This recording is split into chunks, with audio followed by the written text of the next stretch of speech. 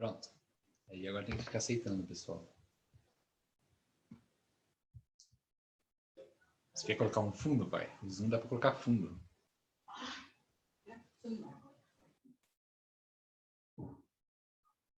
Chegou que o Vamos Horácio ver já aqui. tá aí, né? O Thiago está admitindo as pessoas conforme elas vão solicitando. Isso, então vê se a Julieta está aí para você começar, né? Então, ótimo. Já falamos de família, já falamos de vinho, e agora estamos gravando a nossa live, né? Sociedade Curitiba Metrópole inicia hoje, dia 8 de dezembro, nossa primeira reunião do mês de dezembro, e com alguns assuntos em pauta, né?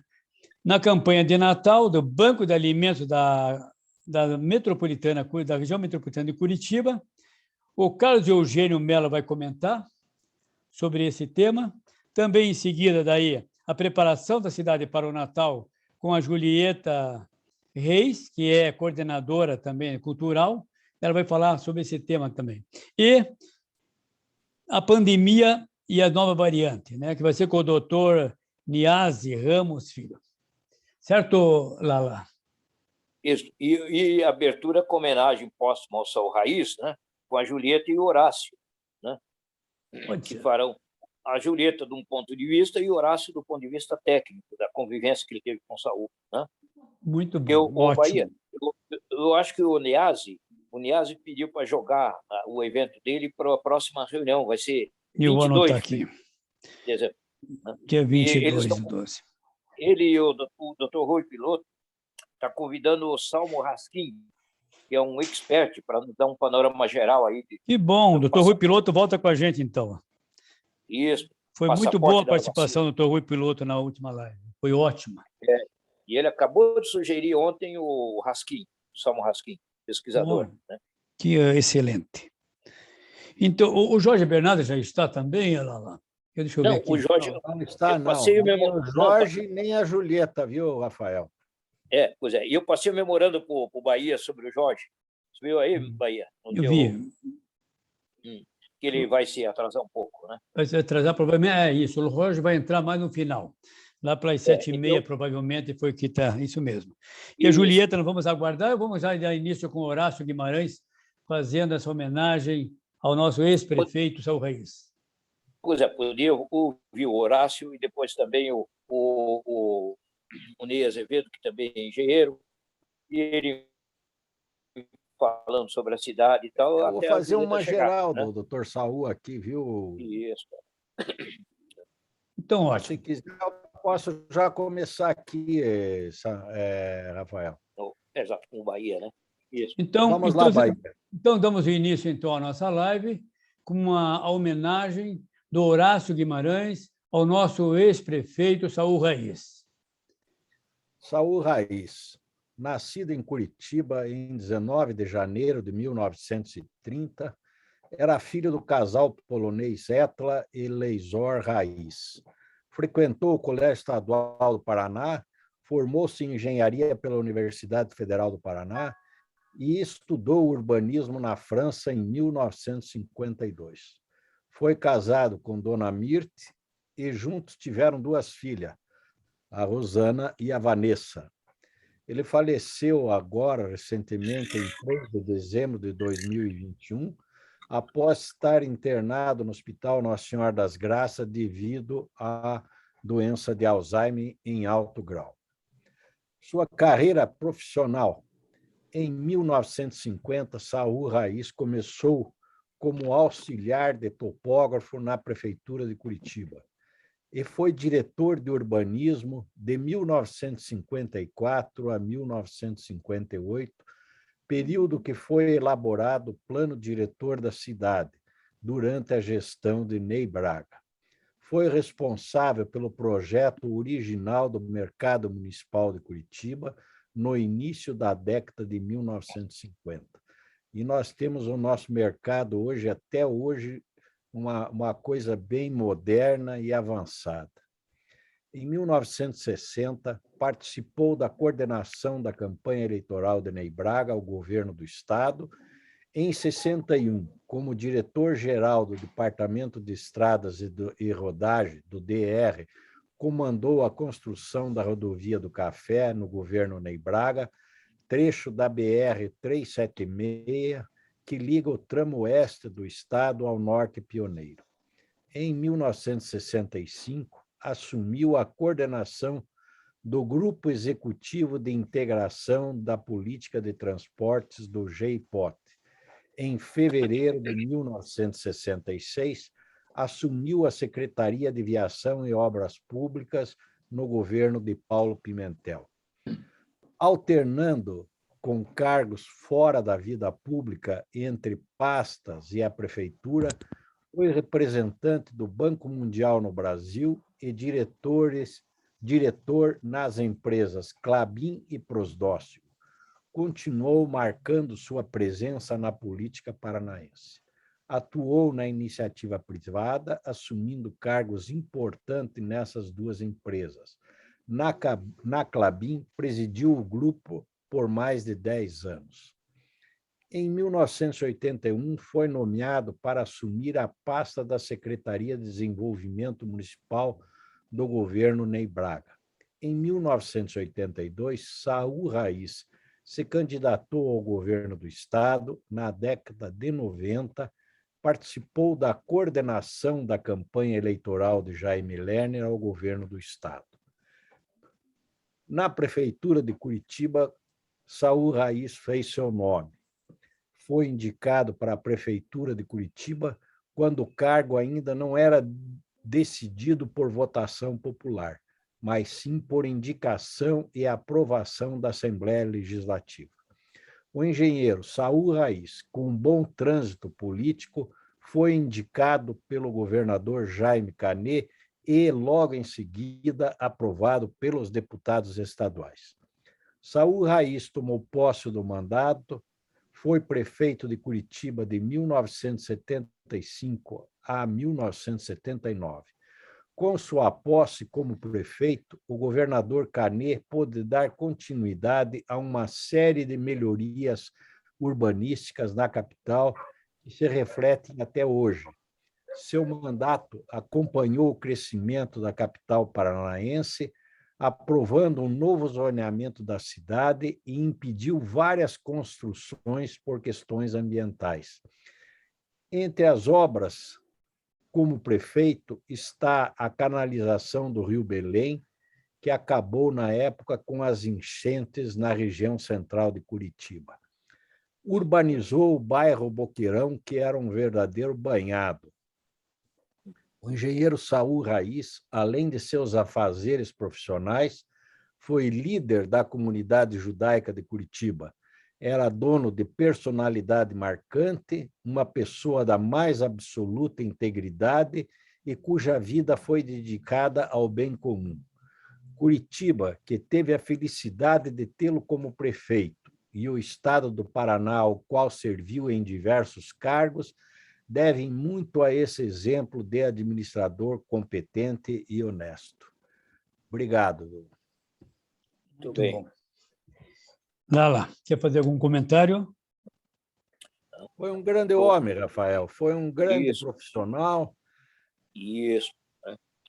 Eu conheci o Saul quando da inauguração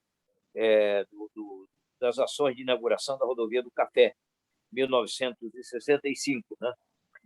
Veio ao Paraná o então presidente Castelo Branco, e a inauguração foi feita ali acima de Ponta Grossa, com o então governador Ney Braga, mais o presidente Castelo Branco e o Saul Raiz, anfitrião, todos aqueles companheiros. Depois vi a ter relacionamento com ele, inclusive no final desse período, num trabalho que foi executado na Federação das Indústrias, ele já retirado das atividades profissionais, e participou, então, de uma discussão sobre a modernização do sistema político brasileiro.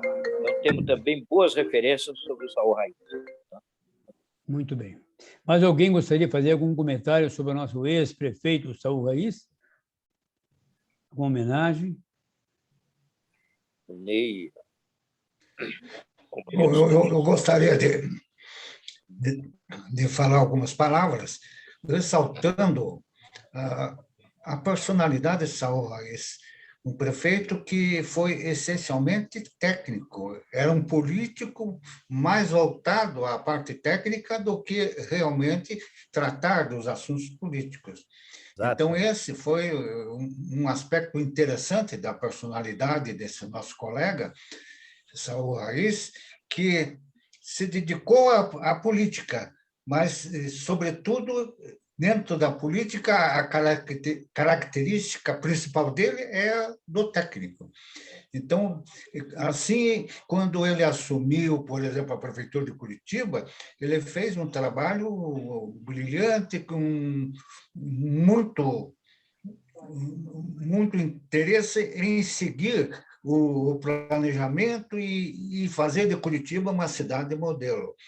Ele deu continuidade a esse trabalho que vinha sendo feito e ampliou esse trabalho.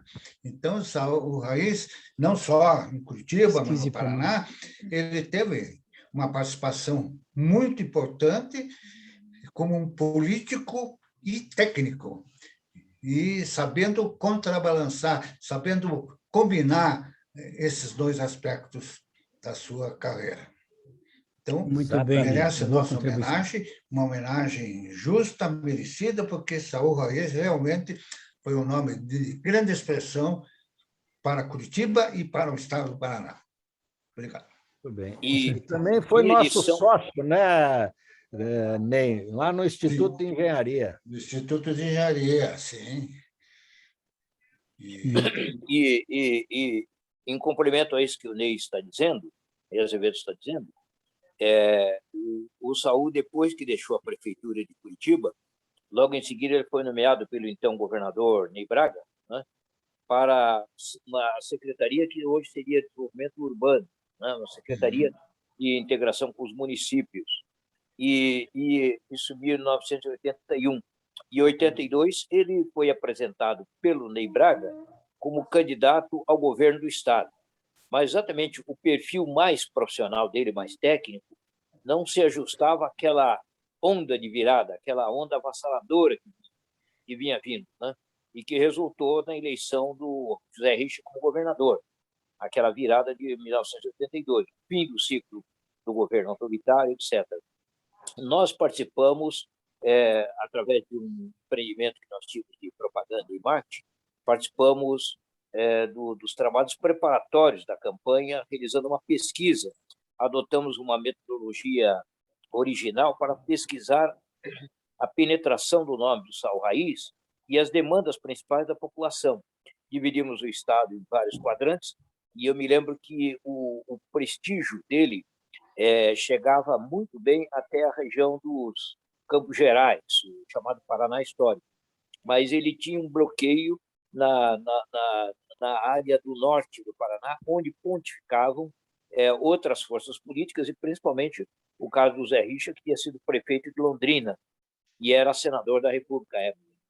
Mas, então, na verdade, se você me permite falar, Rafael, sim, naquela época eu trabalhei, na década, né, foi em 1982. 81, 82. Eu trabalhei sobre a chefia dele. Nós estávamos coordenando todas as questões das casas populares que estavam sendo construídas no Paraná. Naquela época, nós construímos 40 mil casas dentro do estado do Paraná. Ney, não havia tijolo, se você quiser saber, e foi construído 40 mil casas. Não foi o Saul que perdeu e nem o Richa que ganhou. Quem ganhou foi a Revolução, porque foi avassalador aquela confusão de dizer que queria a saída dos militares e isso. E aquilo. Então, na verdade, o Paraná perdeu muito com a derrota do nome do Saul Raiz para governador, porque ele teria sido um novo Jaime Canet aí na direção. Ele era, como o Ney falou, um profissional de primeira, um estrategista, um planejador de primeira. E Curitiba fazedor de obras, né? O Curitiba deve muito a ele, todo esse planejamento aí nasceu, acho que um pouco vindo das mãos e da cabeça dele. Então, Julieta. E foi daí que, então, depois dessa situação eleitoral, que ele saiu para a iniciativa privada, né, Horácio? Foi dirigir outras empresas. Tanto que daí ele assumiu a presidência da Klabin Celulose. Ele fez um planejamento na Klabin que foi maravilhoso. A política, Horácio, é feita de perdas e ganhos. Eu acredito que o Saul seria um excelente governador, muito técnico.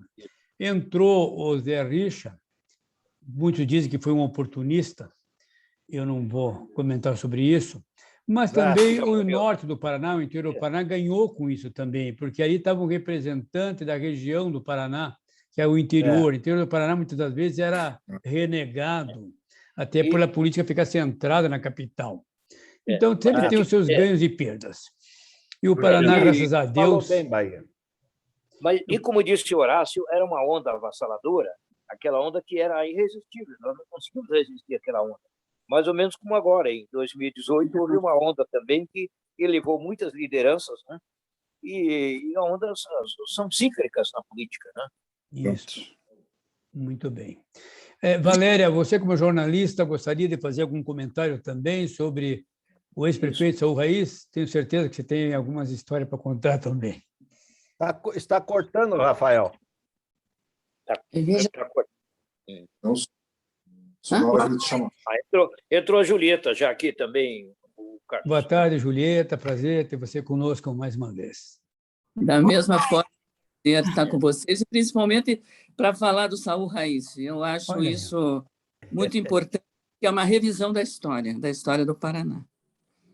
E eu tenho muitas lembranças, porque eu participo dessa atividade política ainda muito jovem, desde o começo do Ney Braga, porque o meu pai era primo irmão dele, e trabalhou muito para o Ney, e eu era ainda jovem e participava de maneira indireta. Então, eu conversei com o Caetano Braga, que é o filho do Ney Braga, que também é meu primo em segundo grau, e ele me falou do Saul da seguinte maneira, que o Saul fazia parte da família. O Saul era como se fosse parte da família. E ele foi importantíssimo para o governo do Ney Braga, porque eles reuniram. O Ney Braga teve uma grande, eu não digo sorte, mas ele teve uma grande visão no sentido de montar a sua equipe.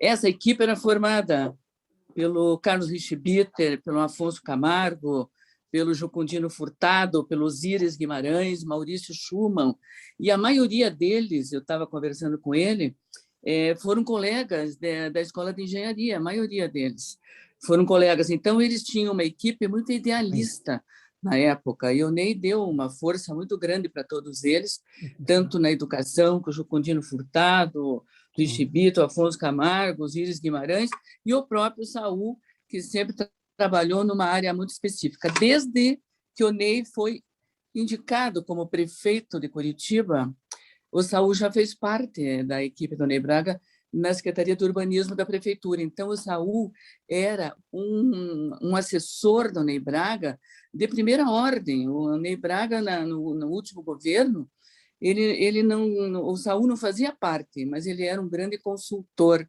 Quando eles tinham algum tipo de problema que eles precisavam discutir, que era uma situação meio complicada, era sempre consultado o Saul. Ele não tinha a decisão, mas ele tinha que ser ouvido. Então, o Paraná, na época, teve muita sorte com toda essa equipe. O Saul foi fundamental como assessor do Ney Braga, depois como governador, que ele foi eleito, eles participaram da campanha. O Saul sempre foi coordenador de campanha, depois entrando no DR, fez a abertura de todas as estradas importantes do Paraná, fez a união do Norte com o Sul, enfim, foi um governo espetacular. E foi uma pena que ele não foi eleito realmente naquela eleição, porque seria dada continuidade a um grande empreendedor e administrador que foi o Saul Raiz. Muito bem, Julieta. Mas depois, vamos só cumprimentar, que a Valéria vai falar, só lembrar que depois veio o Lerner, e o Lerner, como governador, fez aquela parte do anel né? E interligando os municípios da área central do estado, provavelmente o Saul teria feito. Valéria. Boa noite a todos. Eu acho que eu comentei no nosso grupo ali no WhatsApp, né, que o único contato que eu tive com o Saul Raiz foi quando eu tinha 16 anos e nós tínhamos acabado de reconstruir o Grêmio Estudantil do Colégio Medianeira, que tinha sido fechado, né, durante o período ditatorial. E nós decidimos, então, naquela época, entrevistar os candidatos ao governo, em 1982, eu tinha 16 anos. E o jornalzinho era feito com mimeógrafo ainda, acho que os mais antigos jornalistas aqui vão se lembrar que a gente fazia jornalzinho no mimeógrafo, né, estudantil. E ele foi o primeiro dos candidatos, a gente fez contato com todos os candidatos, e ele foi o primeiro a nos receber, a agendar. Então, eu fui lá na casa dele, me recebeu muito bem, um homem muito elegante, cortês, inteligente. Foi ele que deu a primeira entrevista, né? E a gente fez, então, uma edição do jornalzinho com todos os candidatos, eram 5, se não estou enganada, naquela época. Eu tenho esse jornalzinho guardado aqui nos meus arquivos, posso até, se houver interesse, localizar e digitalizar e postar no nosso grupo, porque é bom, às vezes, a gente olhar como é que era a época, né? Na sequência, também entrevistei o José Richa, e na sede do PMDB, na época, ali na Vicente Machado, e ele, então, me convidou para integrar o comitê do primeiro voto da candidatura dele, que naquela semana viria a ser inaugurado. Então, eu não fiz campanha para o Saul Raiz, como a maioria de vocês aqui relatou. Ao contrário, eu estive na campanha do José Richa, que foi também uma experiência excelente na minha vida, né? E eu gostei muito dele, gostava muito do José Richa também. Eu acho que sorte do Estado que às vezes tem vários bons candidatos numa eleição, né? Que isso às vezes ocorre, a gente tem mais de um bom candidato, e mesmo que o candidato da gente não vença, a gente fica feliz porque sabe que o Estado está em boas mãos. Eu acho que o Paraná, de modo geral, tem essa tradição, assim, de bons quadros na política, né? Com um outro problema aí que acontece de vez em quando, mas, de maneira geral, nosso Estado foi gerenciado com parcimônia, né? com esmero, com denodo, com dedicação e tudo mais. Então, eu guardo dele essa boa lembrança, é o que eu posso colocar aqui, né? Que realmente é uma boa lembrança da minha juventude e do início da minha participação política. Eu tenho 56 anos, então, quando o Lala estava lá inaugurando a estrada, eu estava nascendo, viu? Olá. Eu com o microfone na boca do Castelo Branco. Né? 65, estava nascendo, estava vindo ao mundo. Mas, assim, depois disso, eu fui presidente da UP, né, da União Paranense dos Estudantes. Então, eu passei a militar no movimento estudantil universitário, na sequência, né, eu entrei para o curso de jornalismo da Federal. Então, eu guardo dele essa boa lembrança que, no princípio da minha participação política estudantil, ele estava lá, ele foi um dos meus primeiros entrevistados. Não vou dizer que foi o primeiro, porque no Correio de Notícias, onde eu era aprendiz, um ano antes, com 14 anos, eu já tinha entrevistado outras pessoas. Mas ele foi uma pessoa marcante assim, na minha vida, porque eu me impressionei com a elegância dele, o preparo, a gentileza, né? E a inteligência dele. Esse é o registro que eu posso deixar aqui em memória. Muito bem. Mas alguém gostaria de fazer um comentário sobre o nosso ex-prefeito Saul Raiz? Antônio Cruz? Não tenho nada.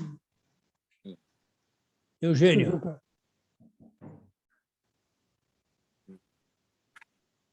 Na realidade, eu lembro bastante do Saul Raiz, naquela época da década de 80, por aí. Eu lembro que ele foi paraninfo da turma de Relações Exteriores da minha esposa.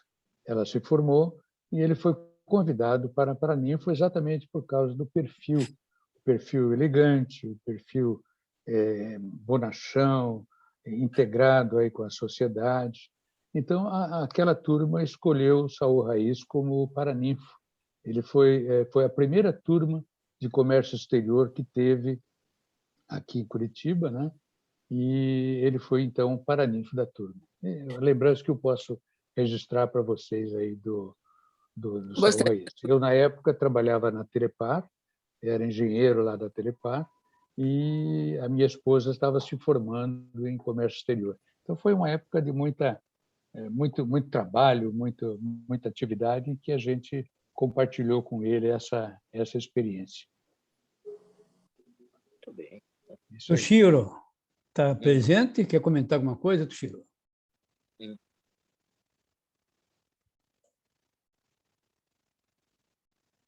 Julieta, queria comentar alguma coisa, Julieta? Sim, eu gostaria de fazer um registro, que hoje, inclusive, eu conversei com a Everly Canto, que é da área da educação da Prefeitura de Curitiba, e ela fazia parte do Conselho Municipal de Educação. Existe um registro que foi deixado no livro de memórias da Rede Municipal de Ensino de Curitiba, porque na época que o Saul Raiz foi prefeito de Curitiba, não existia a pré-escola. A pré-escola só existia nas escolas particulares. Na rede municipal não existia a pré-escola. As crianças entravam direto no primeiro ano. E era uma falha muito grande. E o Saul conseguiu, junto com todas as professoras, implantar a pré-escola na rede municipal de ensino. Então, isso tem um registro na rede municipal de ensino, a criação da pré-escola pelo prefeito Saul Raiz, sem falar que a organização que foi dada naquela gestão, junto com as professoras, em todas as escolas do município, ele criou 52 escolas municipais. Então, esse registro existe na rede municipal, as professoras têm esse reconhecimento, que além de ter criado a pré-escola, que era uma coisa que na rede pública não tinha, ele fundou e inaugurou 52 escolas municipais, isso na cidade inteira, em todos os bairros, que depois acabaram sendo criadas ainda mais. Então, essa educação fundamental foi muito importante na gestão do Saul Raiz como prefeito de Curitiba. Na época, antes dele ser prefeito, ele trabalhou na Secretaria de Urbanismo, participou de todo o início de planejamento da cidade, então ele tinha um conhecimento muito grande da cidade, em função que ele já tinha trabalhado na gestão do Ney Braga. E depois, consequentemente, o Ney Braga, governador, ele automaticamente era um dos principais assessores, com todo esse grupo importante e competente que governou o Paraná nesse período. Foi uma época muito rica, o Saul era competentíssimo, eu já trabalhava na Fundação Cultural quando o Saul Raiz foi prefeito, eu me lembro perfeitamente, uma pessoa inteligente, objetiva, racional. Todos os projetos, ele era direto no problema quando analisava um projeto. E eu lembro, quem era presidente da Fundação Cultural era o Enio Marques Ferreira, e nós tínhamos um problema muito grande no Centro de Criatividade de Curitiba, porque ali, em função do parque e do lago, e etc., tinha muita enchente. Ali, quando chovia demais, o Parque São Lourenço inundava.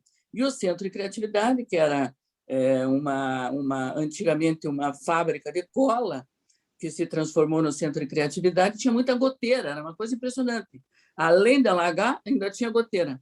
E daí o Enio, eu trabalhava lá, o Enio chamou o prefeito porque ele achou que tinha que reformar todo aquele telhado.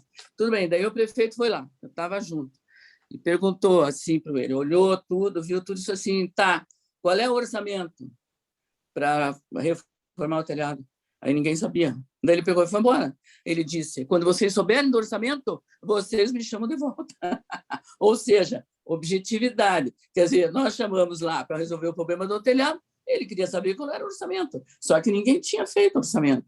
Ele disse, vou embora, quando vocês tiverem orçamento, vocês me chamam de novo. Isso é para mostrar como é a mentalidade do administrador competente, da pessoa que gosta de resolver problemas de maneira imediata, como era o Saul Raiz. Ele era racional, ele era um prefeito que, quando apresentava um projeto para ele, ele era bastante incisivo em cada item, e se tinha algum defeito no projeto, ele era o primeiro a encontrar e mostrava onde estava o erro do projeto. Era muito competente.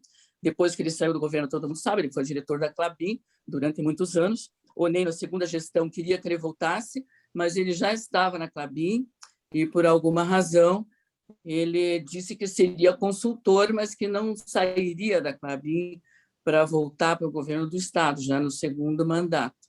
O Ney Braga já estava um pouco doente, ele sofreu um infarto, etc., mas o Saul sempre um dos principais conselheiros. Então, ele tem uma grande participação no governo do Paraná, e em todo o histórico do Ney Braga, ele era considerado como sendo da família. Foi, inclusive, padrinho de casamento do Caetano Braga, que era o filho do Ney Braga. Importantíssimo na vida política do Ney Braga foi o Saul Raiz.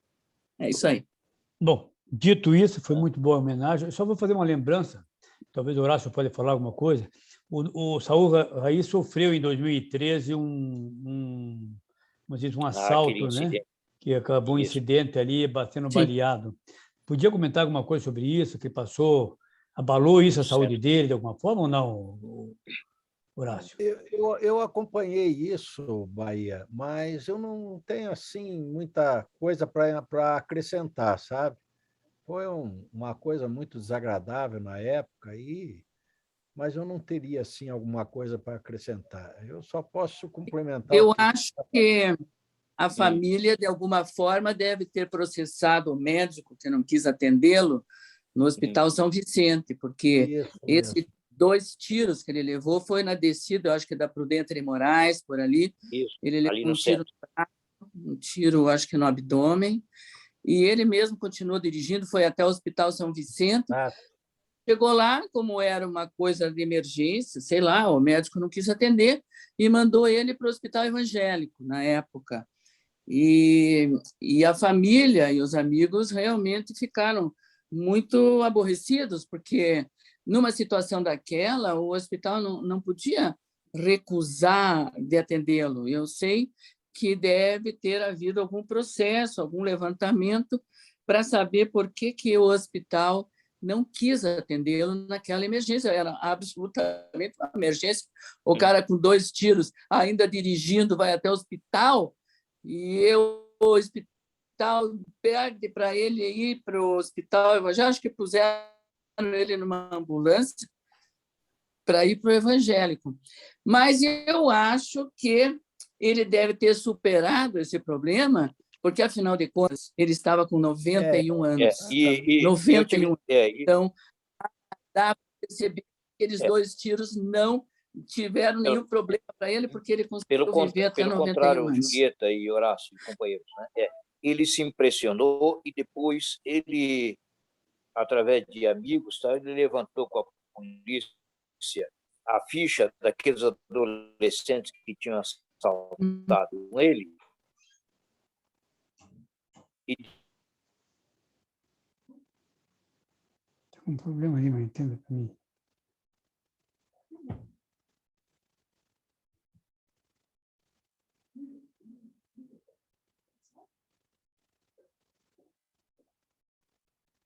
Sem música.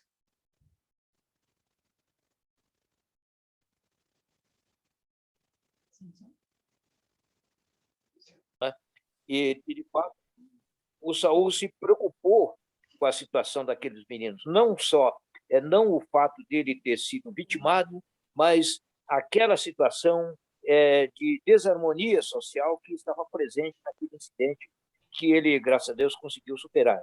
E o hospital, eu estive visitando o Hospital São Vicente, o hospital se ressentiu muito daquela má situação, daquele mau atendimento, e providenciou correção daquela situação, providenciou um médico, um amigo nosso, que depois tornou diretor, disse: nunca mais pode acontecer nessa casa de saúde.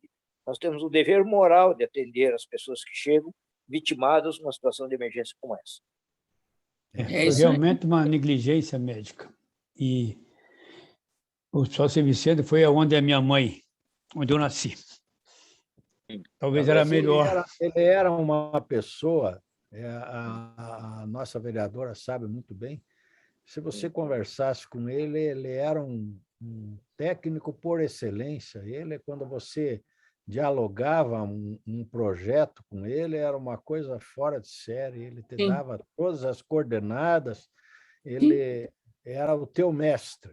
Ele era Eu até complemento ele e o doutor Osíris, Rafael, que foram os meus gurus aí praticamente. Você não Obrigado. tinha o quê, você não podia errar perto deles, porque eles Não podia. pegavam tudo. Você tem razão. Olha, é o seguinte, lá na prefeitura de Curitiba, as pessoas tinham até medo de mostrar projeto para ele. Exatamente. Ele era cirúrgico. Ele ia exatamente no problema onde estava. Ele olhava o projeto, ele lia o projeto e era cirúrgico. Ele dizia, isso que está errado, isso que tem que consertar. As pessoas tinham até medo de mostrar projeto para ele, porque ele era muito inteligente e era um técnico muito competente. E ele mesmo falava que ele trabalhava na administração porque ele gostava de alguma forma, exercer essa capacidade dele de poder resolver problemas. Ele era um profissional. Exatamente. Ele não era um político profissional, mas ele era um administrador absolutamente técnico. E que trabalhava porque ele gostava E nós temos aí, de dar a sua contribuição. E junto com ele, Rafael, nós temos o Osíris aí, viu, Rafael? Que é outra cópia dele. Uhum. Exato. O Horácio está citando Osíris, dando a honra de citar Osíris, porque é meu consogro, né? E hoje está também nessa mesma idade, 91 anos, e pertenceu a essa geração do Saul, do Afonso Camargo. De escola, Maurício Schumann. E Maurício Schumann. Né? Eles eram uma equipe muito competente. E se não me engano, a minha memória, como eles eram, a maioria deles era eles eram colegas da escola de engenharia, eles trabalhavam com muito idealismo, eles juntos. Então, o Ney Braga teve muita sorte em ter uma equipe desse nível, entendeu? Todos eles eram muito competentes, todos. Mas o Gaci, que era da Fazenda, né? E financiou também, o Gaci Guimarães. Isso. Exatamente. Cada um numa área, né? Exato. Eu sei que o Jucundino Furtado era da educação. E Véspero Mendes, né? E o professor Pocô, né? Uma equipe de altíssimo nível. Agora também não sei, vocês devem até saber, que ele foi aluno do Pedro Viriato Parigô de Souza. Não sei se Sim. tem alguma relação, mas parece será que foi, Ney? Hã? Eu acho que o Ney, hein, Ney? Será que ele foi ou não? Ney Azevedo, outro companheiro nosso. O professor Parigô foi meu professor. Eu acho que não chegou a ser professor deles. Eu não sei se foi professor deles ou era contemporâneo deles. Eu acho que foi contemporâneo dele. O Nelson Pinto foi professor, foi aluno do Parigô, né? Parece que eles foram alunos do Pedro Parigô de Souza, mas eu agora também não tenho certeza, porque o tempo vai passando e as pessoas que têm a informação vão embora e a gente fica sem saber. Mas parece que eles foram alunos do Parigô de Souza. Agora, uma outra coisa que é importante o registro é que, nessa época do governo Ney Braga, eles tinham um apoio muito grande do governo federal e, principalmente, tinha aquele programa da Aliança para o Progresso, que, inclusive, tem até um pôster que o meu pai me deu, que era do Ney Braga, Aliança para o Progresso, que o governo americano mandava dinheiro para o Brasil e alguns estados. Financiou a rodovia do Café, né? Exatamente. O Ivoazul em Curitiba. Foi apoio da Aliança para o Progresso. Exatamente. Esse era o esquema que o Kennedy, né, queria que o socialismo não imperasse na América. Então, colocava esse dinheiro. Mas o que nós podemos pensar é só uma coisa, vereadora. Esse pessoal soube aplicar o dinheiro, né? Porque não tinha roubalheira, basta ver que, nessa época, todas as empresas estatais do Estado do Paraná eram um modelo para o Brasil. Sim, com certeza. Começando pela Copel, né? Copel, Sanepar, Telepar, tudo. Todas elas eram de primeira linha. Eu fiz... Saúl tinha um relacionamento internacional. Ele foi para os Estados Unidos lá e depois ele mesmo fala que ele conversou com um assessor lá do governo dos Estados Unidos, quando nesse programa da Aliança para o Progresso, e ele trouxe o dinheiro no bolso, que diz que ele vinha com a mão assim, ó, que deram um cheque para esses programas que o Paraná estava desenvolvendo pela Aliança pelo Progresso, era mais ou menos isso, e ele veio com o cheque no avião, que ele tinha até medo, porque ele tinha medo que acontecesse alguma coisa com ele e que ele pudesse ter algum problema com o tal do cheque, que era um monte de dinheiro, que diz que era para o DR, né, para poder fazer as estradas lá, sei lá. Ele representava o Banco Mundial aqui no Brasil, né? Exatamente. Ele era uma pessoa muito relacionada, muito inteligente e que fazia um papel espetacular junto ao governador, porque ele tinha uma capacidade enorme. Tinha o nome do cara, do americano aqui, Gordon, não sei o que, Gordon. Lincoln Gordon. O embaixador. Exatamente.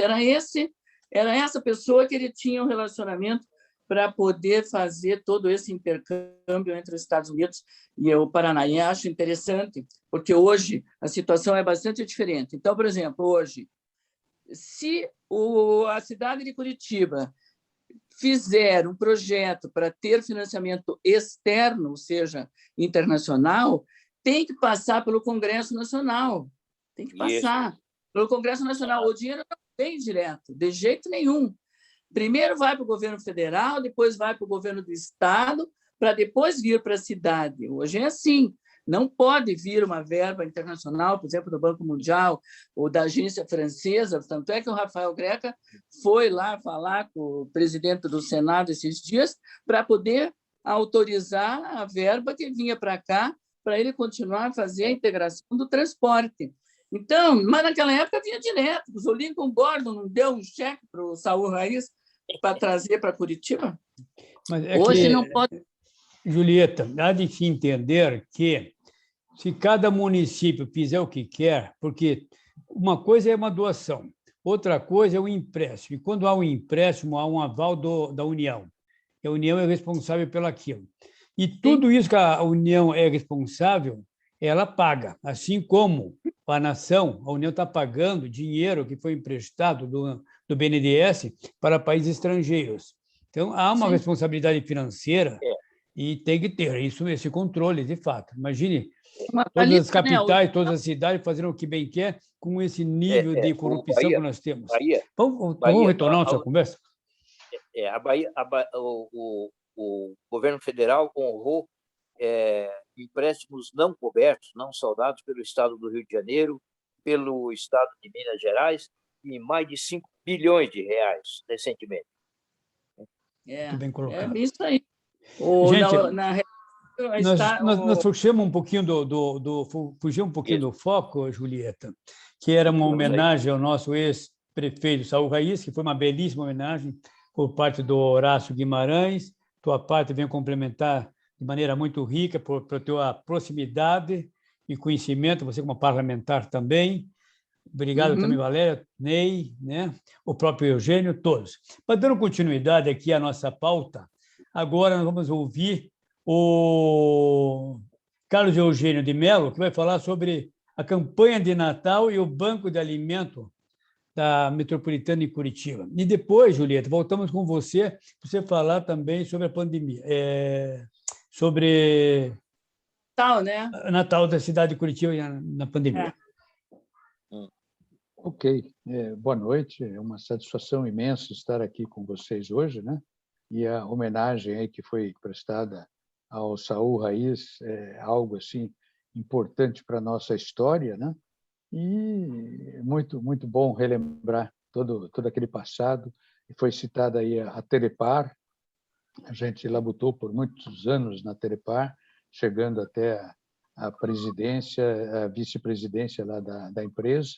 Então, foi realmente uma experiência muito boa. E a Telepar, como a Copel e a Sanepar, foram realmente empresas modelos aí em nível de Brasil. Isso, estar com um grupo desse aqui é muito, muito bom. Foi falado também de Maurício Schillmann e mais Afonso Camargo, que também foram nomes que contribuíram bastante para a atividade que a gente está hoje nos Lions Clubs. Essas duas pessoas foram fundadores do Lions Clube Curitiba Batel há 60 e tantos anos atrás e também são de uma lembrança muito, muito boa, né? Bom, mas hoje a gente está querendo falar um pouco aqui sobre o Banco de Alimentos Metropolitano de Curitiba. Eu tenho algumas transparências para passar. Eu não sei se é possível a gente fazer o compartilhamento da tela. Thiago, para poder fazer compartilhamento da tela. Tem como? Precisa do Thiago. Eu vou ver com o meu operador aqui, estou chamando ele agora, para ver se ele consegue fazer isso aí. Com certeza ele vai ter, só tenho que depender da parte técnica. É só liberar a tela aqui que a gente pode compartilhar daí. Você tem que Preciso colocar passar ele alguma transparência, Thiago. Oi? Você tem que colocar ele como co-host, daí ele pode compartilhar. Só um minutinho. Como é que faz para... Não, quem vai compartilhar vai ser o Eugênio. O Eugênio vai compartilhar. O Thiago já está verificando isso aqui. Ainda não consegui entrar, mas... Spray da garganta que está aí. Ele diz que o rosto está desabilitado, né? O Jorge está entrando também. Share screen, ele tem que clicar. Fala para ele. Eugênio, entra ali no share screen. Eu estou entrando, mas ele diz que isso. Está desabilitado o compartilhamento. Thiago. Ele está habilitando aqui. Vamos ver se conseguiam fazer. Nós estamos com uma... Aqui embaixo, não? Ele tem que entrar o Gil estaria... É o Eugênio. O Mauro Gil estaria no pilotando. Boa tarde, Jorge Bernardi, nosso ex-vereador. A todos. Estamos fazendo, só um minutinho aqui. Vamos conseguir.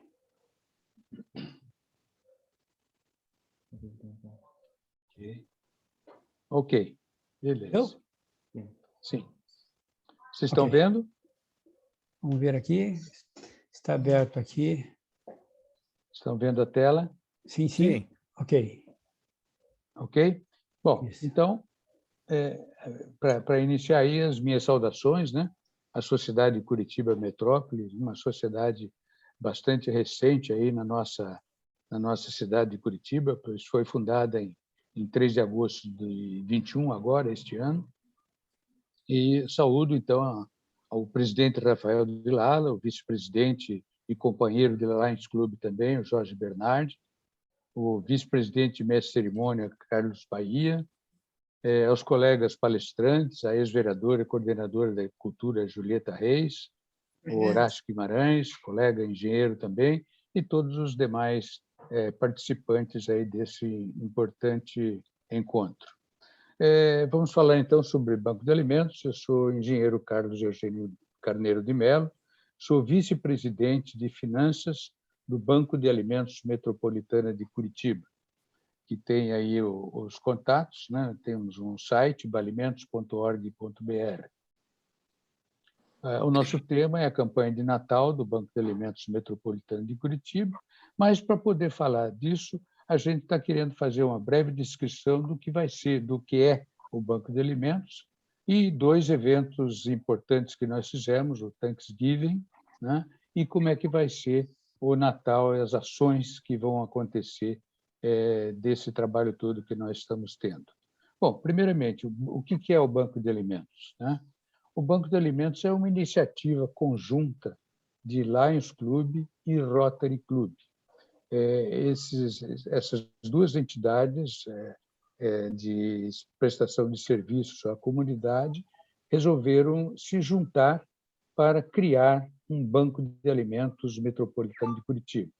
Isso aconteceu no dia 13 de maio de 2015, que foi realmente a libertação, né, não dos escravos, mas dessas duas entidades para poder resolver o problema de uma das grandes necessidades da população, que é o combate à fome. Então, foi constituído o Banco de Alimentos, ele tem o seu organograma, tem a Assembleia Geral, constituída dos associados. Dentre desses associados existe um Conselho Deliberativo, que tem, aí depois tem a diretoria, que é constituída do presidente, da vice-presidente de finanças e da vice-presidência de operações. Junto com isso, tem um departamento de marketing. Quem está ocupando hoje o Conselho Deliberativo, e é o seu presidente, é o rotariano Cristóvão Gorga, e secretariado pela Beatriz Borges de Macedo. Os membros efetivos do Conselho Deliberativo é o Eri Luiz Conrad, o Rui Pellini, o Fernando Caldas, o Jorge Franco, o Luiz Fernando Cardoso, Maria de Lourdes Caldas e a Sandra Delara. Nesse conselho também tem 2 suplentes, que é o Cláudio Messa Rigo e o Jaroslav Erbenic. Na diretoria executiva, nós temos hoje o diretor-presidente, que é o Marco Túlio Vargas. Na vice-presidente de operações, tem a nutricionista Carla Ruta, e na vice-presidente de finanças, Carlos Eugênio Melo, que vos fala. No departamento de marketing está o radialista e jornalista Paulo Malucelli. Obrigado, deu certo na hora. Aqui no computador de mesa, foi feito um banco de alimentos? No PC não está saindo nada por que daqui, Rotary e Lions na outra está saindo agora. Queriam fazer um trabalho como esse? Existem muitas áreas de interesse, tanto de Rotary como Lions, como tratamento do câncer infantil, diabetes, meio ambiente, a própria fome, visão, que são as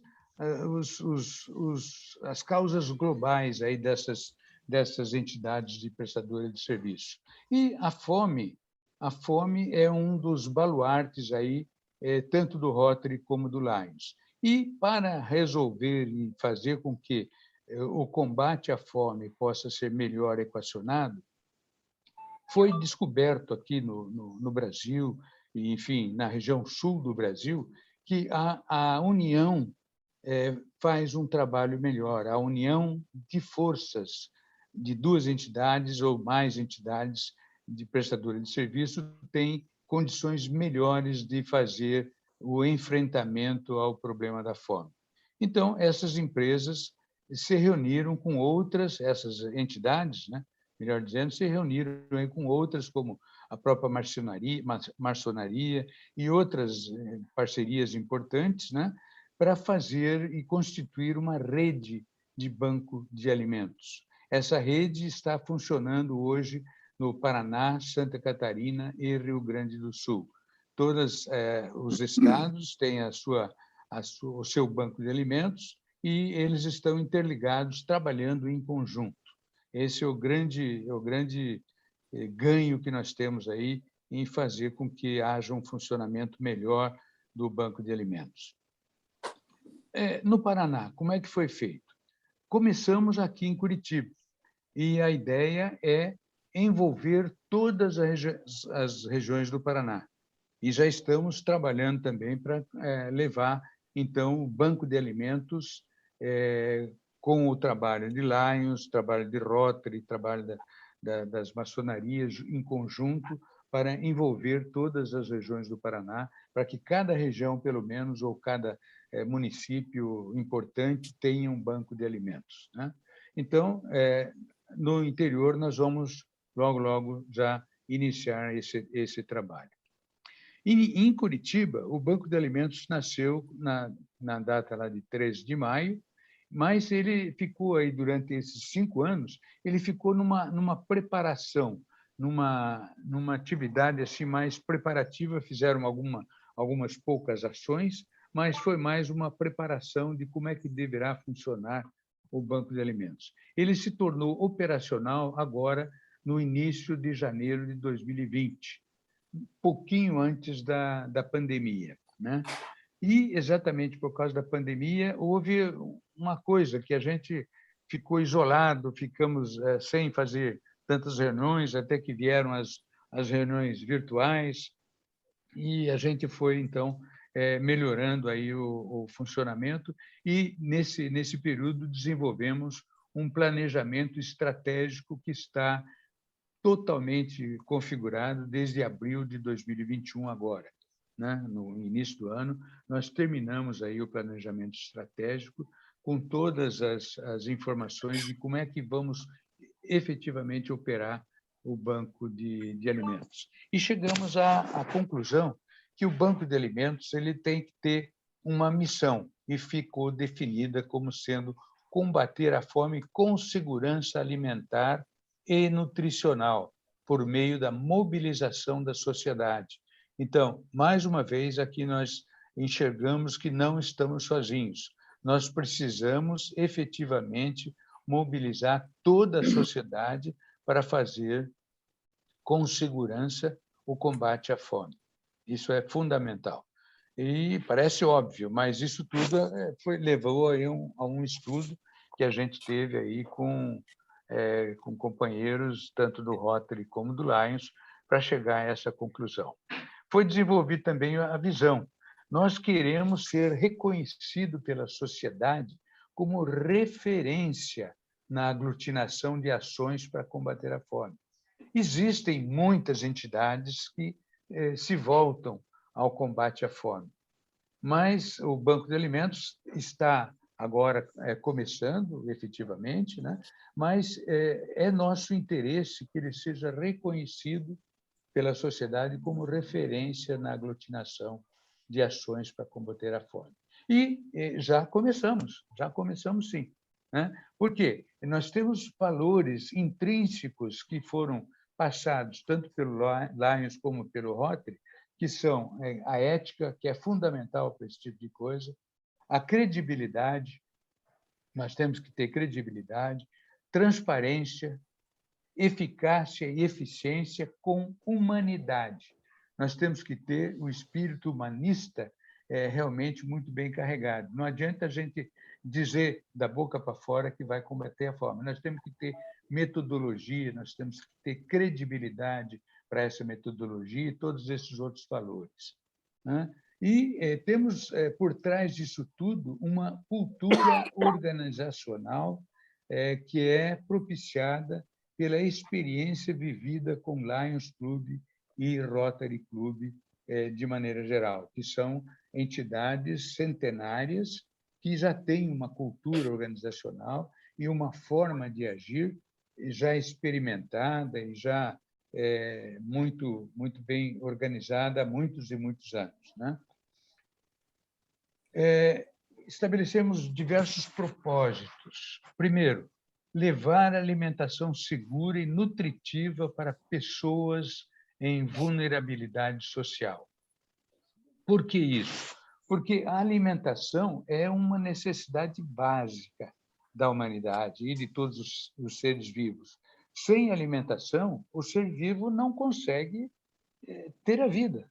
Exatamente. É a parte mais básica da existência do ser vivo e, logicamente, de nós, humanos. Se a gente não tiver alimentação segura e nutritiva, nós vamos ser pseudo-humanos, nós nunca vamos conseguir ser verdadeiramente humanos. Né?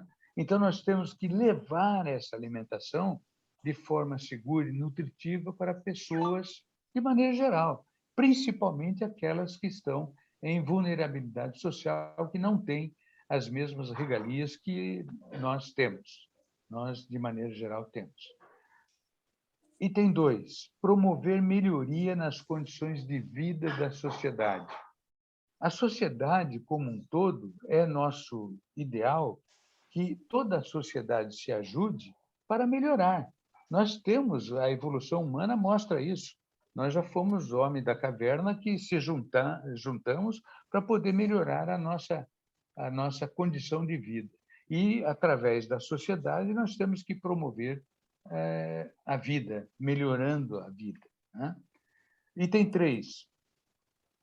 Propósito: fortalecer as organizações e a sociedade em geral com o hábito de doar alimentos e reduzir o desperdício.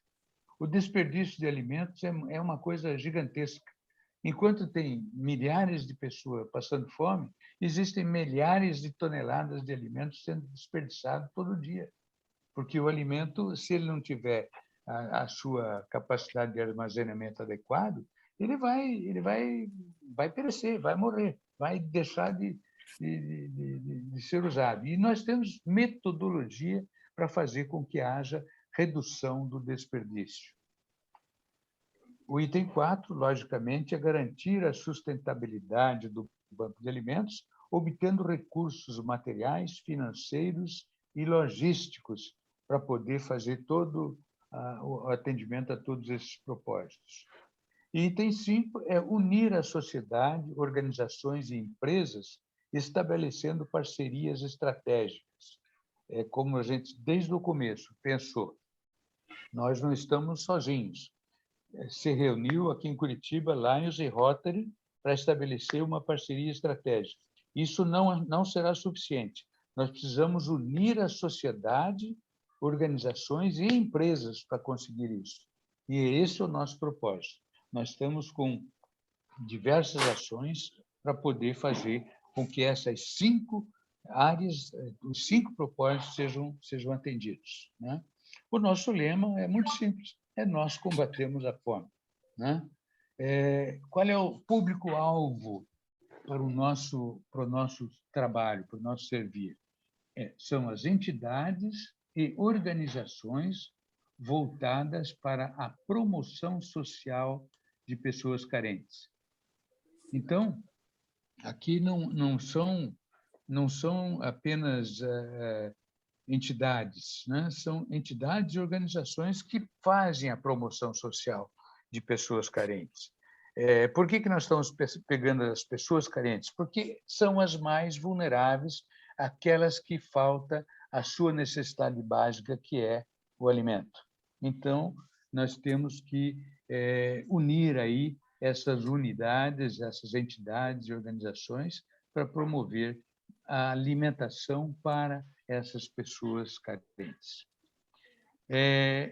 Foi feito todo um quadro de forças e oportunidades, fraquezas e ameaças que a gente vai enfrentar. Uma das principais forças que nós temos é apoio e respaldo de instituições reconhecidas e com credibilidade. Nós temos o Lions e o Rotary, né? Todos os 50 clubes de Rotary de Curitiba e mais os 14 ou 15 clubes de Lions em Curitiba, que têm a sua credibilidade. Nós temos profissionais especialistas em diversos setores. Nos quadros de Lions e Rotary, nós temos todas as gamas de profissionais técnicos, profissionais administradores, economistas, nutricionistas, dentistas, enfim, toda a gama de profissionais nós temos nessas 2 entidades. E nós somos uma entidade privada. Nós não temos assim uma necessidade de atendimento público, político. Nós temos uma independência privada da própria sociedade. É isso que é uma força que nós temos, porque às vezes o órgão político, o órgão de governo, ele tem mais dificuldade que a própria sociedade para poder gerir determinadas coisas. E como nós precisamos dessa união, nós temos que ter uma certa independência privada para poder fazer as coisas acontecerem mais rapidamente e mais com tudo aqueles valores que nós estimamos lá de eficácia, eficiência, fazer com que a sociedade tenha essa participação. temos fraquezas também que a gente vai ter que superar. Falta de recursos financeiros. Não é fácil conseguir recursos financeiros para fazer as coisas acontecerem. E as coisas não acontecem por milagre. Nós temos que fazer com que elas aconteçam. Nós ainda temos ausência de parceiros estratégicos, que são os mantenedores e doadores. Nós temos que ter, a exemplo do que já existe no Rio Grande do Sul, por exemplo, que no Rio Grande do Sul já existe a rede de banco de alimentos já há 20 anos, há mais de 20 anos. E eles lá têm uma parceria estratégica fenomenal que ainda aqui no Paraná nós temos que conseguir. Lá eles têm a Federação de Indústria já agregada sistematicamente ao Banco de Alimentos, que são os mantenedores e doadores. Nós temos que ter um sistema integrado de informações, o famoso ERP aí, que está na moda, porque a gente precisa ter informações sobre tudo, sobre entidades, sobre os associados, sobre os parceiros, enfim, nós temos que ter todo um sistema integrado de informações. Isso ainda é uma fraqueza. Nós já estamos desenvolvendo alguma coisa na área de informática, agora que, graças a Deus, aí com a internet e as facilidades que existem aí nos meios digitais, a gente está conseguindo adiantar bastante nisso. Agora, quais são as nossas oportunidades? Nós temos que utilizar alimentos que seriam desperdiçados pela sociedade. Olha que grande oportunidade, já que existem mais de 20% a 30% de desperdício de alimentos, olha a grande oportunidade que nós temos. Nós temos que utilizar e diminuir esse desperdício. É uma grande oportunidade e nós vamos entrar com ações nesse aspecto. Outra grande oportunidade, o grande número de pessoas interessadas em desenvolver trabalho voluntário, podendo ser um associado. Nós precisamos de ajuda, nós precisamos de gente para poder desempenhar o papel em cada uma das áreas, né? E nós estamos tendo um excelente reconhecimento de pessoas e estamos agora angariando pessoas para poder nos ajudar. Temos que atuar em parcerias com instituições reconhecidas e com credibilidade. Existem muitas instituições reconhecidas pela sociedade, com credibilidade, e é essas instituições que nós procuramos. Porém, nós temos outras ameaças. Nós temos muitas entidades semelhantes. Opa, voltou aqui antes da hora. Nós temos muitas entidades. Aqui, não sei o que aconteceu aqui, ele deu uma tremida aqui. Nós temos, então, muitas entidades semelhantes que querem fazer a mesma coisa que a gente. Mas, com essa metodologia toda que nós estamos trazendo, nós queremos ser aquilo que foi falado no início, nós queremos ser a carro-chefe de todas essas entidades semelhantes, né? E muitas delas estão com atividades inadequadas e elas poderão até comprometer a ideia de banco de alimentos, né? Nós queremos fazer com que isso não exista no nosso Banco de Alimentos Metropolitano de Curitiba. Uma das ameaças também é a escassez de mão de obra ou de parcerias, né, que poderá ocorrer agora, o ano que vem, o Brasil certamente deverá entrar numa fase efetiva de crescimento, passada esse problema todo da pandemia. Então, a escassez de mão de obra deverá ser uma ameaça para nós, porque vai estar todo mundo querendo ajudar e trabalhando. As empresas vão estar empregando muita gente. E a concorrência em cima de voluntários, porque todo esse trabalho é um trabalho voluntário, né? Vai ser difícil aí para a gente. A conjuntura pode comprometer a capacidade de fornecedores e doadores. Nós não sabemos o que vai acontecer aí com o ano que vem, que vai ser um ano político, enfim, vai ser uma incógnita que nós temos.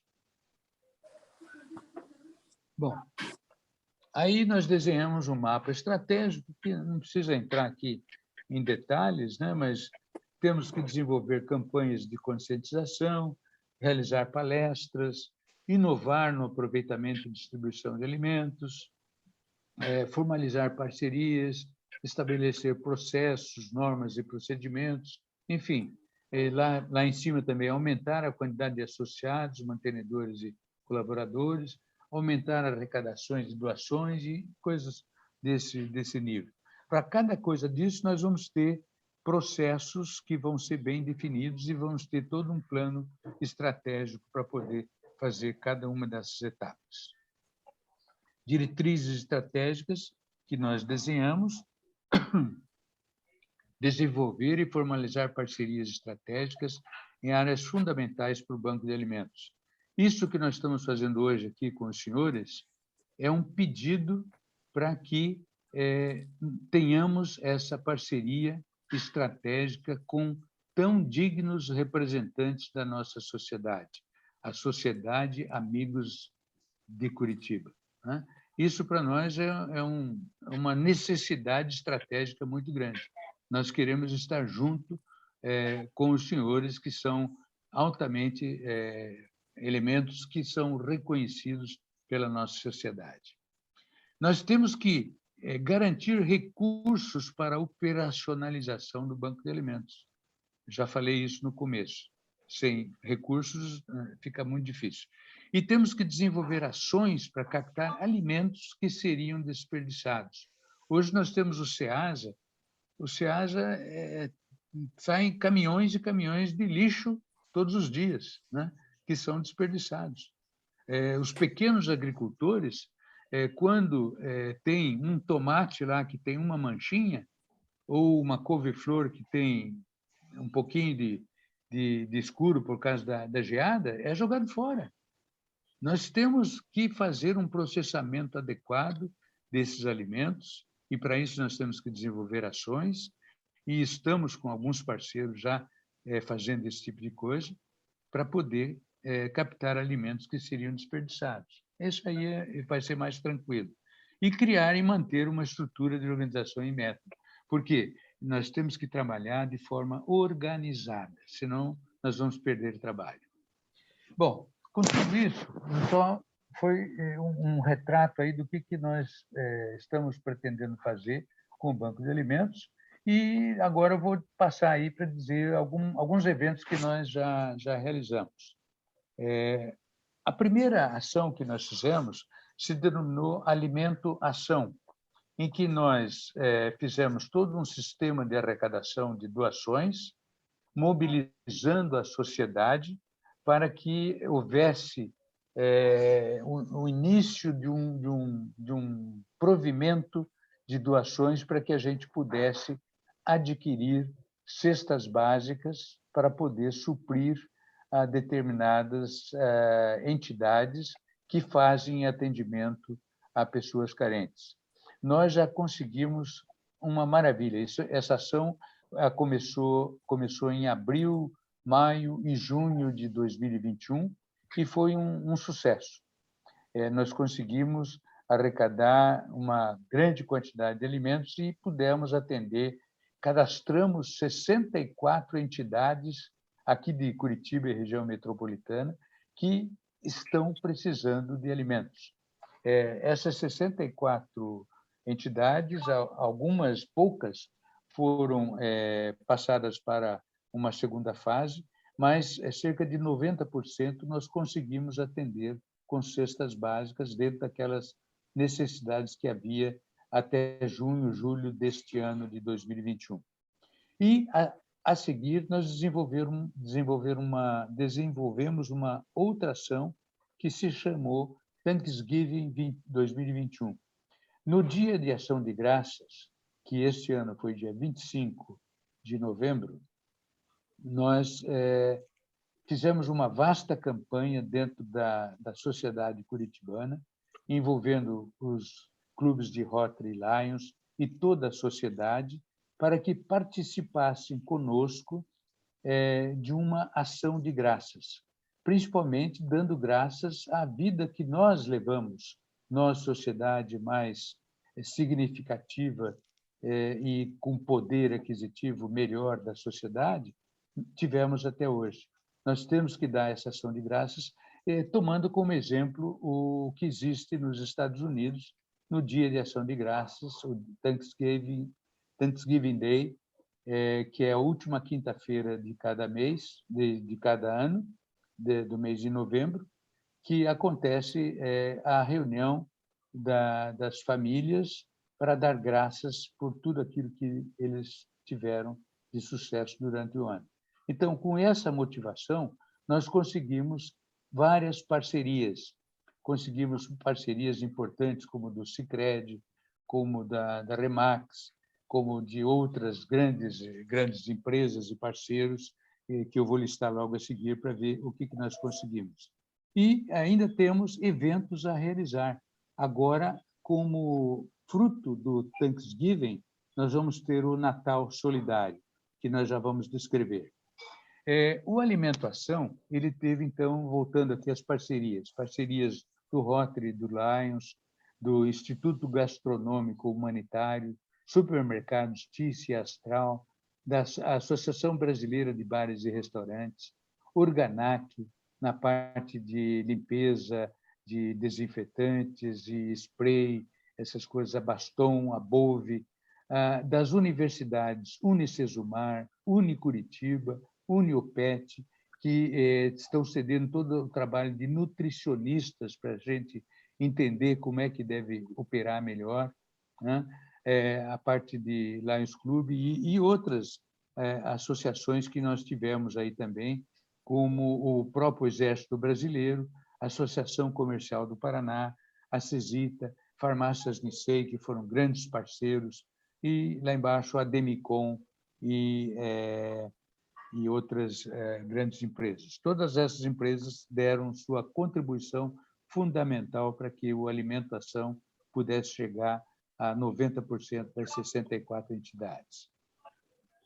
O Thanksgiving já foi um evento social da maior envergadura, em que nós tivemos o prazer de ter aqui alguns participantes aqui da nossa reunião que participaram lá do nosso evento, como a própria Julieta Reis, né? O Toshiro Ida, eu mesmo participei, eu não sei se alguém mais aqui teve a oportunidade de participar do evento, né?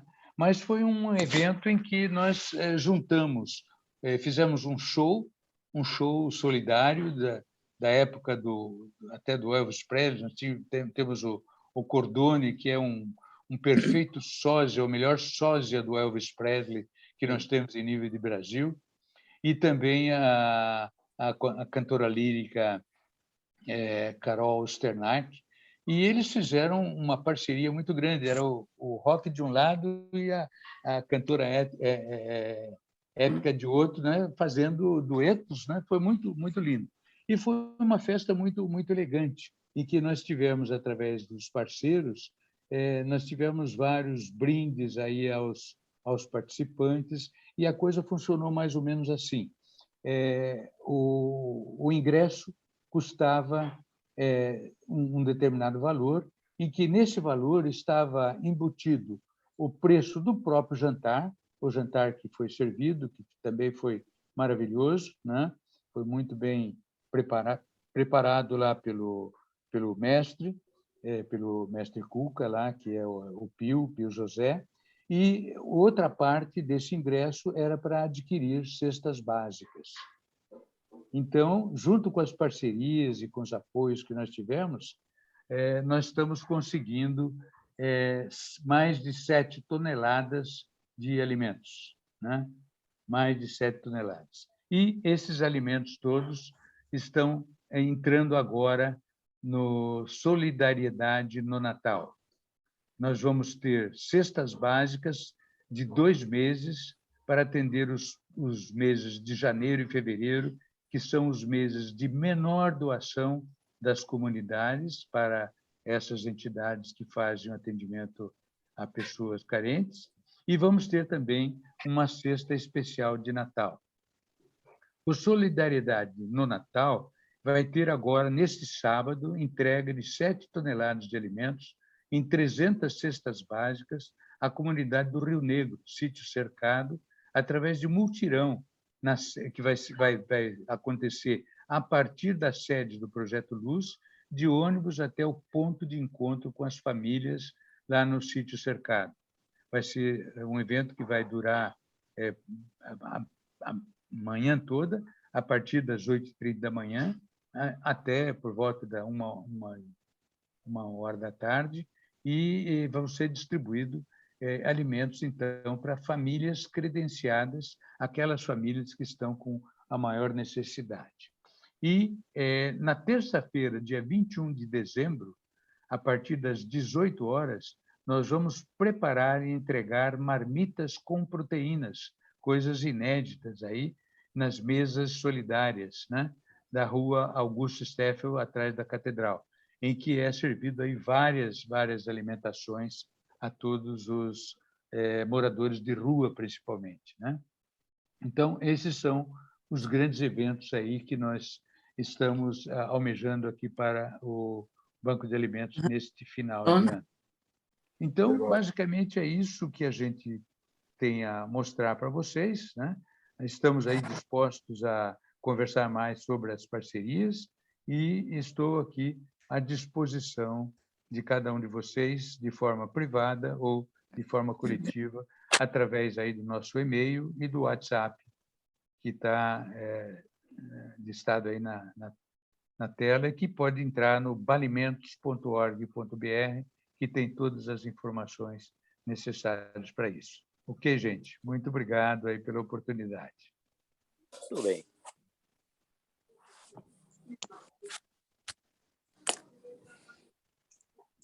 Ok. Bom, tem que cumprimentar, né?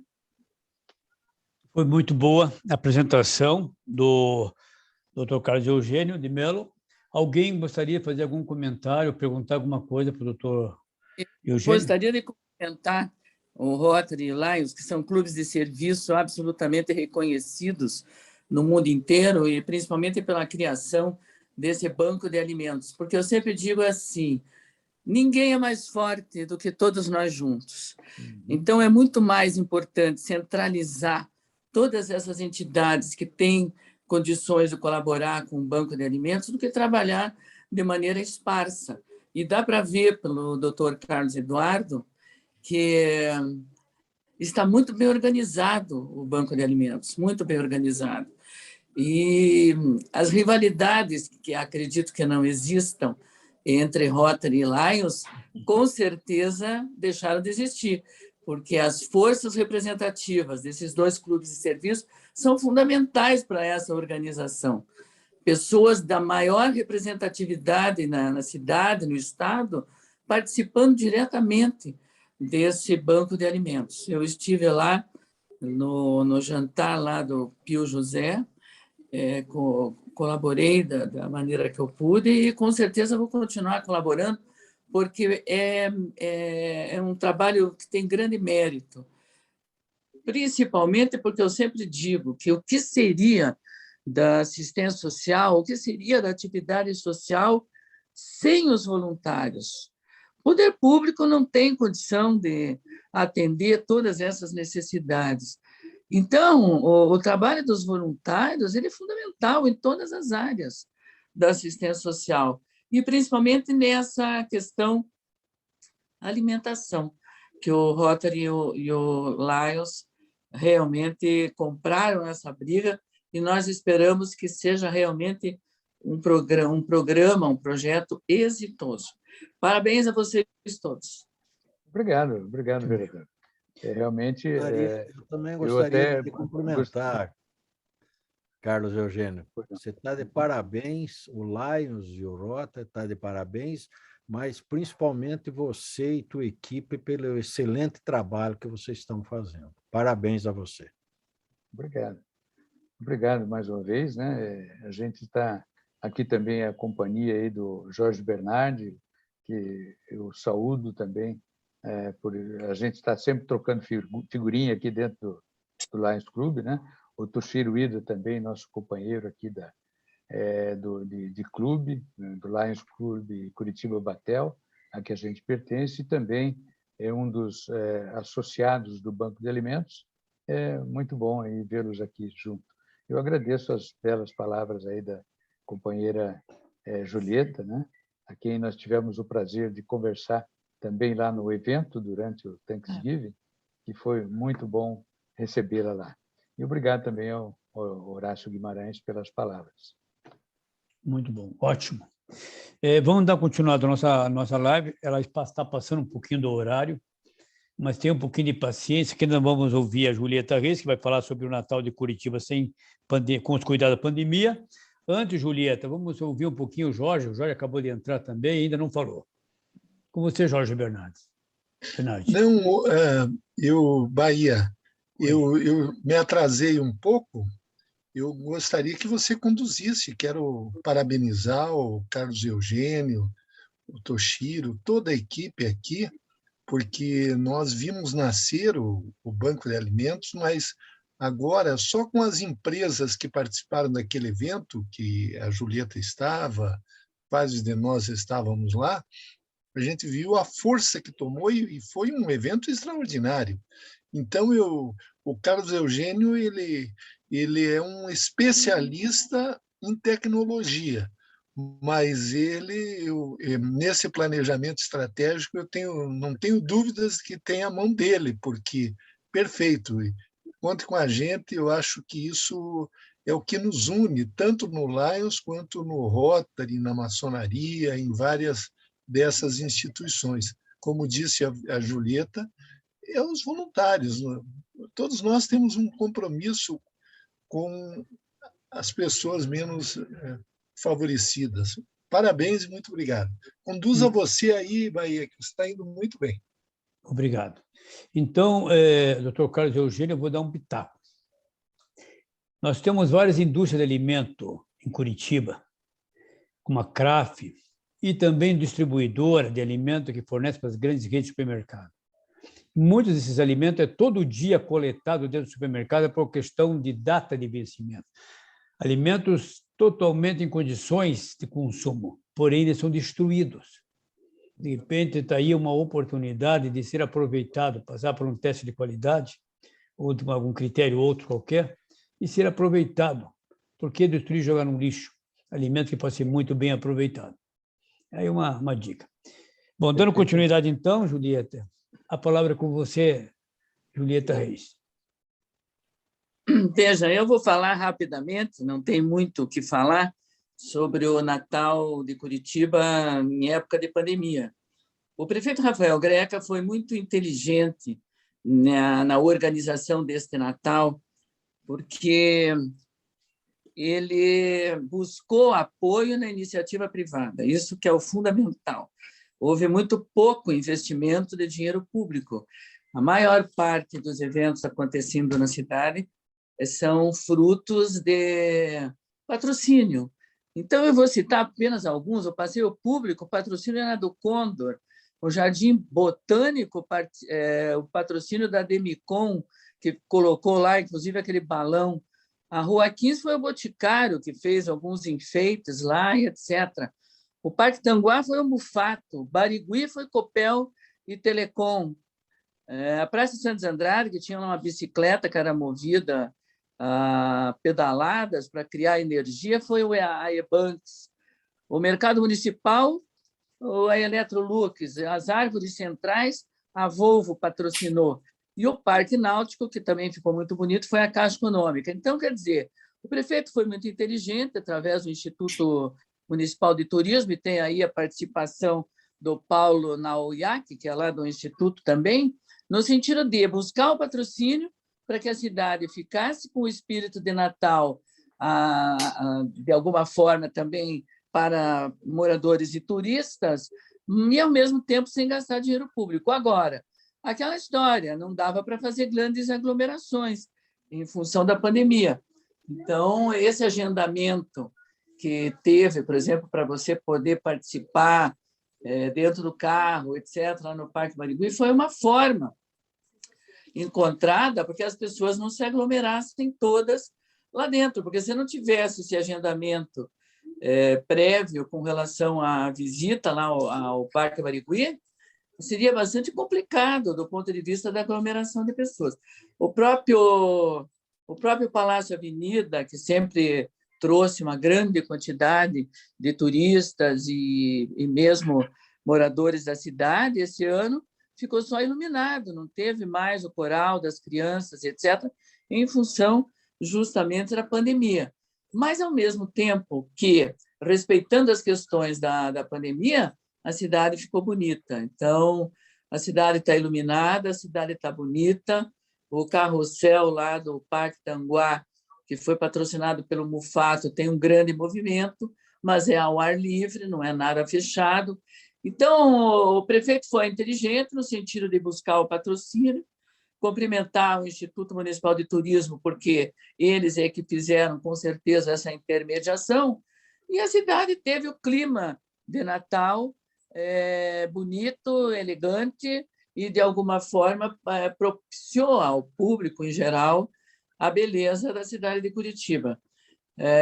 Não teve o Palácio Avenida, que é uma tradição, eu acho que nós temos que trabalhar para que esse evento do Palácio Avenida não termine, apesar dessas questões da pandemia esse ano, mas que no próximo ano e no outro ano, etc., ele venha a acontecer, porque ele já se tornou parte do calendário turístico da cidade. Nós gostaríamos que o banco tivesse esse entendimento no sentido de propiciar à cidade aquele espetáculo maravilhoso que sempre foi o coral nas janelas do Palácio Avenida. Então, nós cumprimentamos todos que participaram e dizer que o Natal de Curitiba, independente da pandemia, foi muito bem planejado e, de alguma forma, com bastante inteligência e criatividade. É isso que eu tenho a dizer sobre o Natal de Curitiba. Muito bem. Embora a Julieta disse que não teve o palácio, parece-me que teve virtual.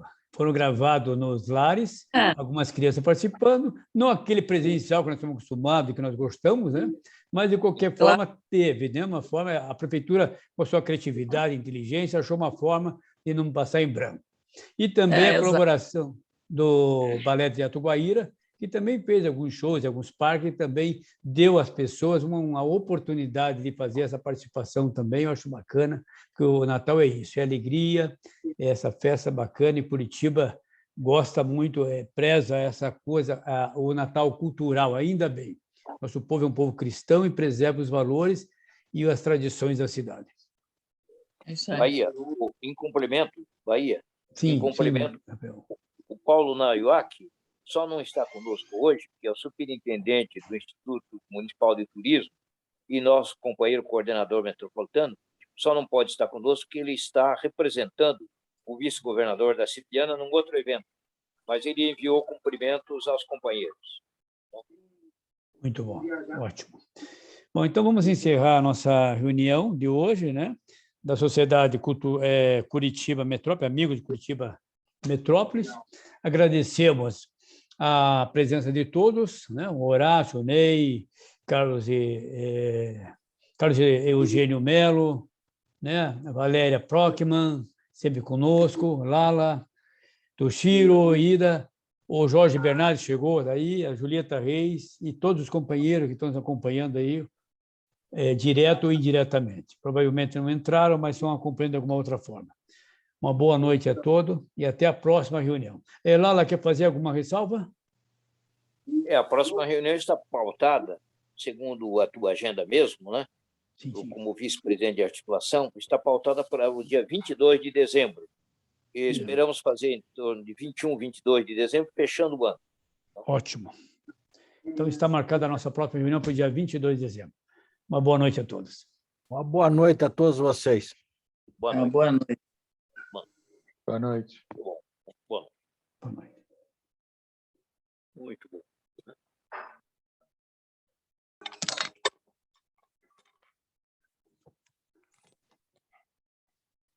Deu certo aqui.